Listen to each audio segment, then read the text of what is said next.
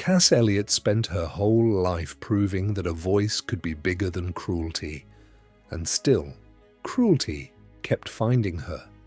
Not because she lacked talent, not because she lacked presence, not because she lacked star power, but because from the very beginning people kept deciding that her body was the most important thing about her. And that may be the most tragic part of her story. Because when you go back and really look at Cass Eliot's life, what you see is not just fame and music. You see a woman with massive talent, painful insecurity, impossible standards around her, heartbreaking love stories, career humiliations, dangerous self-punishment, and one of the most insulting myths ever attached to a celebrity death. Long before the world called her Mama Cass, she was Ellen Naomi Cohen, a girl from Baltimore with a huge personality and a natural instinct for performing. She came from a family that struggled financially, but music was always around her. She loved singing, loved the stage, and even as a child, people noticed that she had that thing some performers are simply born with. She was the kind of person who did not quietly exist in a room. She filled it. But she also learned early that standing out could hurt. She had struggled with her weight since childhood, and she knew it marked her in the eyes of other people. While other girls were judged by ordinary teenage standards, Cass was being measured against beauty ideals she could never fit into. That pressure did not stay outside her. It got in. It shaped her confidence, her love life, and eventually, even the way the industry treated her. Still, she had ambition. Big ambition. In high school, performance became more than a hobby. It became a way to transform herself. She threw herself into theater and music, and at some point, Ellen Naomi Cohen began becoming Cass Eliot.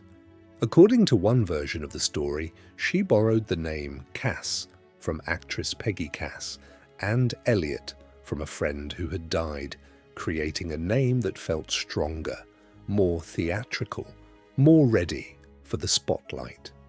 She left school before graduating and went to New York chasing stage work, believing musicals might be her path. But Broadway did not open for her the way she hoped. After losing out on a role to a young Barbra Streisand, she pivoted to music instead. That pivot changed history. In the early 1960s, Cass became part of the folk scene, singing in groups like the Big Three and later the Mugwumps. It was in that world that she met Denny Doherty, and meeting Denny would shape far more than her career. Cass fell in love with him, deeply. The problem was that her feelings were not returned in the way she wanted, and that rejection would linger like an open wound for years. Around the same period, she married fellow musician Jim Hendrix, but the marriage was widely seen as practical rather than romantic, reportedly meant to help him avoid the draft. It did not last. The marriage ended, the group fell apart, and Cass found herself moving toward the next major chapter of her life. That next chapter was the Mamas and the Papas, or rather, almost, because Cass did not simply glide into that group. She had to fight to get in. Denny moved into a new musical partnership with John and Michelle Phillips. Cass wanted to be part of it, and by every musical measure, she should have been. She had the voice, she had the instinct, she had the charisma, but she ran into a wall that had nothing to do with talent. Publicly, the excuses were cleaner. Her voice supposedly was not the right fit. She supposedly did not match the sound John Phillips wanted, but behind those explanations was something uglier: her appearance. According to accounts from people close to the group, there was real resistance to placing a woman of Cass Eliot's size in a band beside the more petite Michelle Phillips.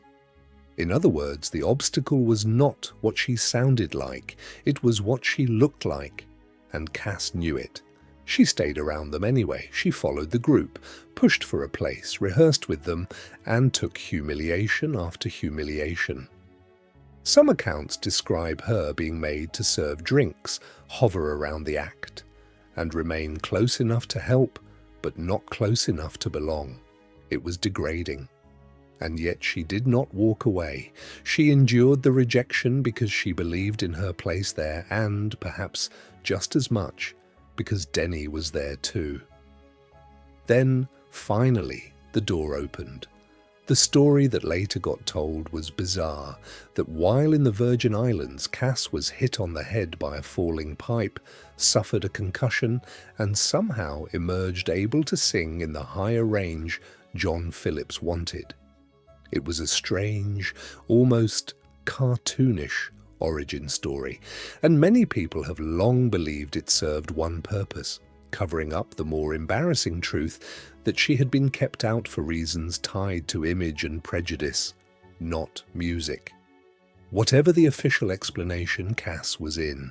The group became the Mamas and the Papas, and with Cass in place, their sound became unforgettable. California Dreamin', Monday, Monday. Those harmonies did not become iconic by accident. Cass Eliot was central to that chemistry. Her voice brought weight, warmth, and power. She was not background decoration in that group. She was one of its pillars. And yet, even with success, the mockery did not stop. The nickname Mama Cass stuck to her. The jokes stuck to her. At one point, even lyrics in the band's own music seemed to take swipes at her size. In Creaky Alley, the line, "No one's getting fat except Mama Cass," helped turn a private wound into public entertainment. Imagine helping create the music that made everyone famous, only to become the punchline inside the act itself. And then came the heartbreak she probably never truly got over. Cass had joined the world around Denny because she loved him, but Denny became involved with Michelle Phillips instead. That affair devastated her.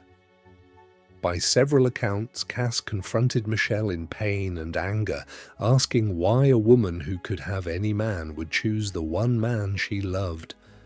It was not just jealousy.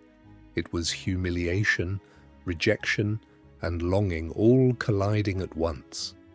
And it reinforced a painful belief Cass already carried, that she would always be overlooked in the most intimate ways, no matter how extraordinary she was in public. The group's internal world was chaotic in other ways too. Like many acts of the 1960s, the Mamas and the Papas lived in a storm of drugs, alcohol, unstable relationships, ego, and emotional volatility. Cass herself was not untouched by that scene. There were scandals, rumours, and erratic episodes surrounding the band, including a London arrest connected to accusations involving a hotel bill and stolen sheets. The charges were dropped, but the incident fed the tabloids, and there were even suggestions that police interest went beyond the hotel matter and touched people in her orbit. Then there was motherhood, one of the most private and meaningful parts of her life. In 1967, Cass gave birth to her daughter, Owen. She loved her fiercely. She protected her. She wanted her. And one of the biggest mysteries around Cass Eliot for years was the identity of Owen's father. Cass refused to reveal it publicly, keeping that part of her life sealed off from the media. Only much later did that answer become known. According to the second script, Michelle Phillips eventually learned that the father was Chuck Day, a guitarist who had played on Major Mamas and the Papas recordings. Whether people found that shocking or not, the larger point is that Cass kept that secret through the height of her fame, and she did so on purpose. By the end of the 1960s, the band was collapsing. John and Michelle's marriage was unraveling, the chemistry inside the group was deteriorating, and Cass could feel the focus disappearing. The Mamas and the Papas were not built to survive their own chaos forever. When the breakup came, it was painful, but it also offered Cass a chance to do something she had long needed, step out as her own artist. And at first, there was reason for hope. Her solo version of Dream a Little Dream of Me showed that audiences would absolutely respond to her on her own. She had a hit, she had name recognition, she had personality, she had that rare ability to be funny, warm, vulnerable, and commanding all at once. For a moment, it looked like she might finally move into a phase where she was fully seen on her own terms. But then came one of the most brutal turns in her story: Las Vegas. Cass landed a major engagement at Caesar's Palace, a huge opportunity that could have cemented her solo stardom. But instead of arriving there strong and prepared, she arrived after putting herself through an extreme crash diet. According to the source material, she fasted for days at a time over a period of months and lost a dramatic amount of weight. The result was disastrous.